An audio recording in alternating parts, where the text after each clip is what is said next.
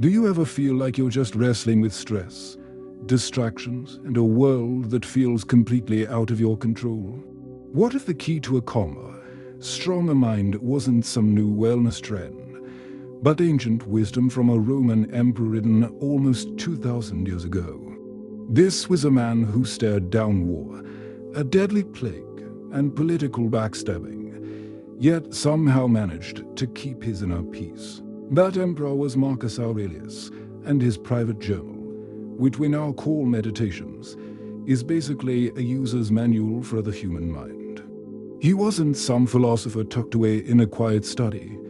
He was a leader on the front lines, using Stoicism as a practical tool to get through the day. His problems were huge, but his wisdom is simple, powerful, and shockingly relevant to our own modern chaos. So, we're going to break down his timeless knowledge into 10 practical principles that can give you a real framework to change your life. These aren't just nice ideas, they're actions you can start living by today.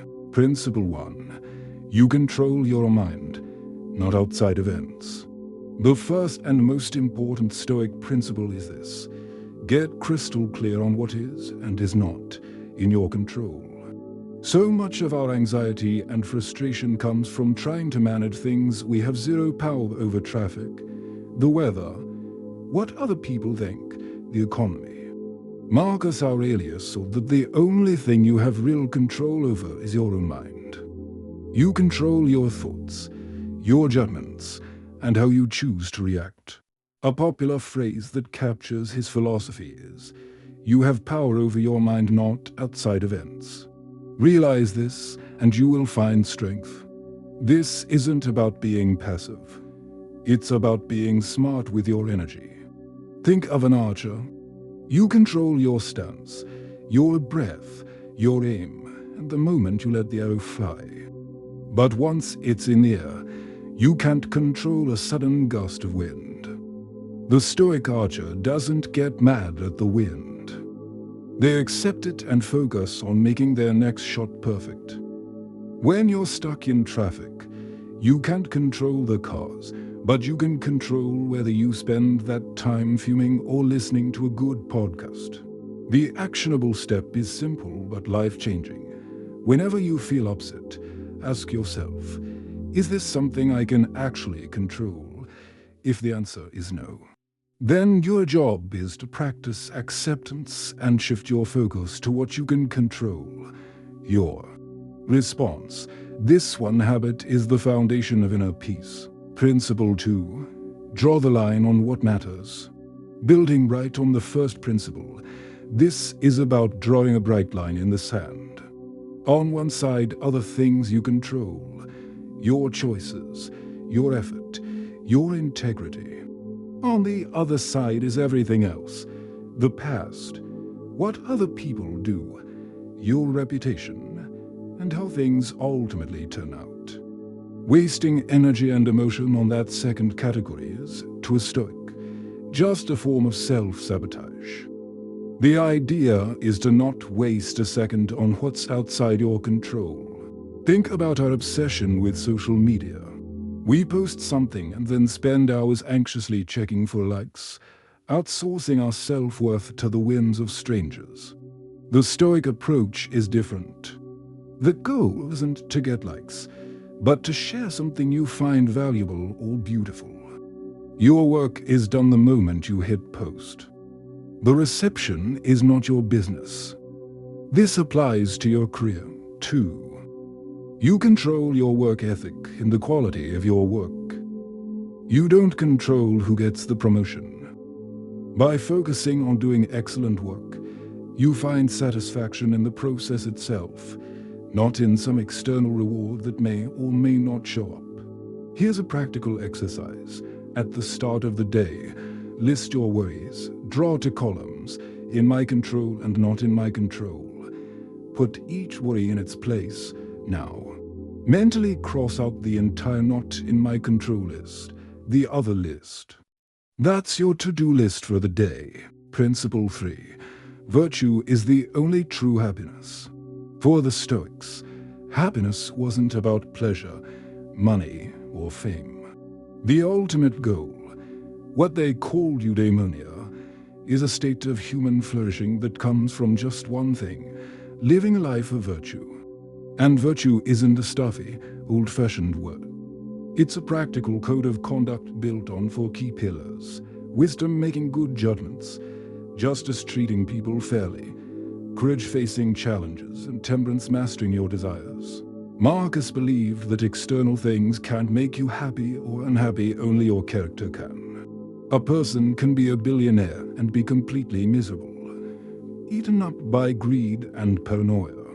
Another person can have very little but feel deeply content because they live with integrity. Happiness is the natural result of doing the right thing, even when it's hard. It's choosing honesty when a lie would be easier. It's showing courage when you feel scared. It's being fair to someone when you have the power to be unfair.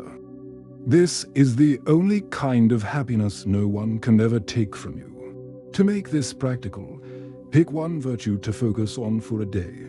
Maybe today is for practicing patience. When your computer freezes, you see it as a chance to train that patience muscle tomorrow. Focus on justice by making sure you hear all sides of a story before forming an opinion.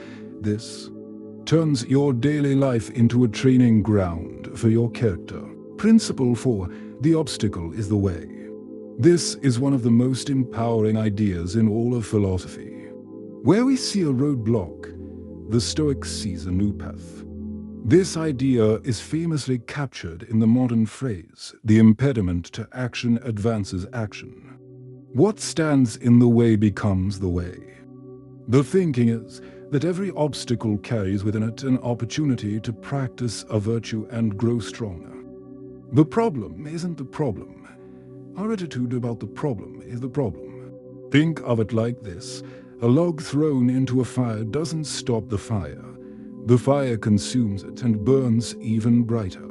A Stoic mind uses the energy of a setback as fuel. Lost your job? This is a chance to rethink your career or learn a new skill. Suffer an injury? This is an opportunity to practice patience or focus on other forms of training. When Marcus faced a plague that ravaged the Roman Empire, he didn't despair. He saw it as a chance for Romans to show courage and compassion for one another.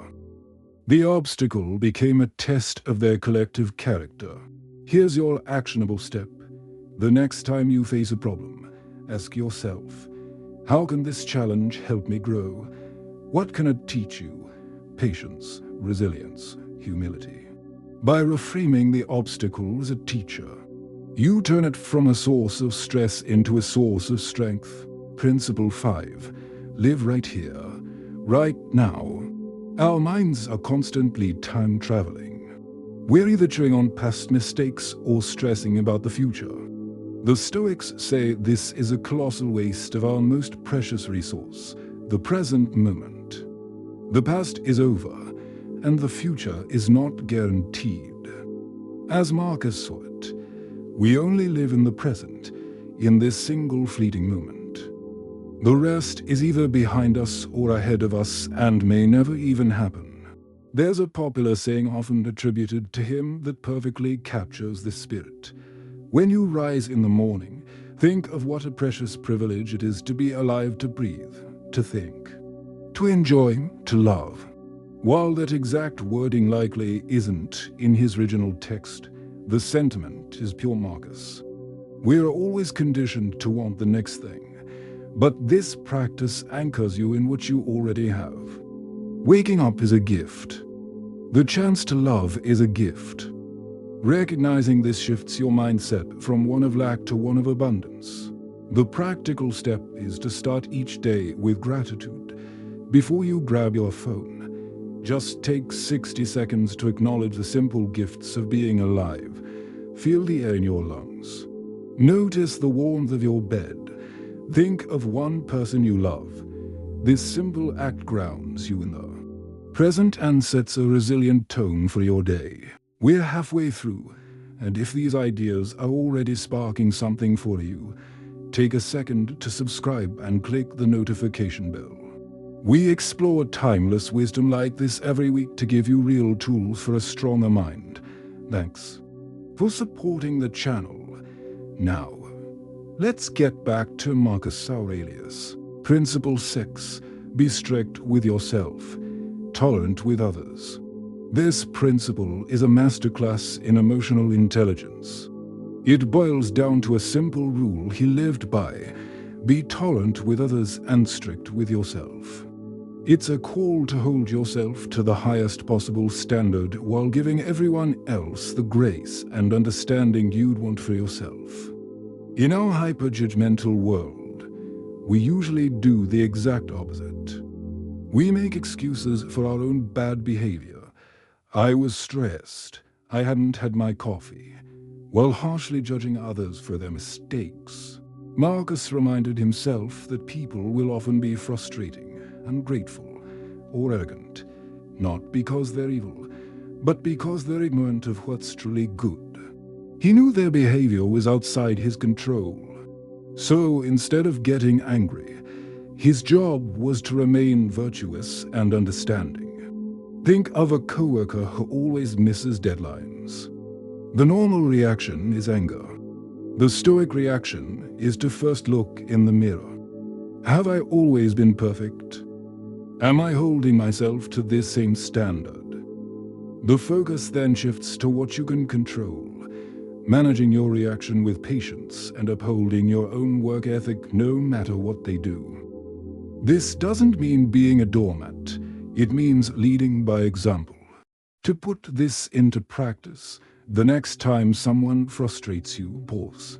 Ask yourself, have I ever made a similar mistake? This fosters empathy. Then, turn the focus back to you. What is the most virtuous way for me to respond right now?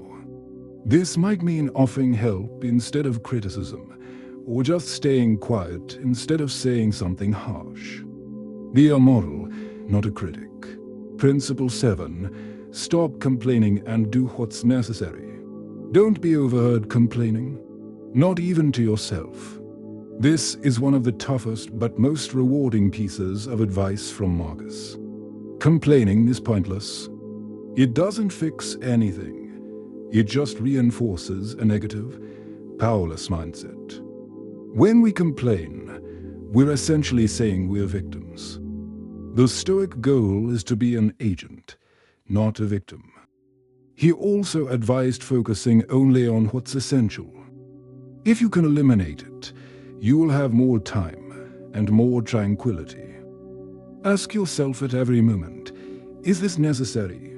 We are constantly busy with non-essential stuff, endless scrolling, pointless online arguments, worrying about things that don't matter.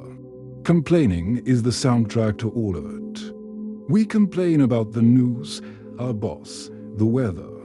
Every complaint is a small leak in our mental energy. Plug the leaks, and you can serve your focus for what actually matters. As Marcus might say, if something is bearable, bear it without complaint. If it's unbearable, it will end soon anyway, so there's still no need to complain. Here's a two-part challenge. First, try a complaint fast for one day. Make a conscious effort not to complain, out loud or in your head. Just notice the urge and let it go.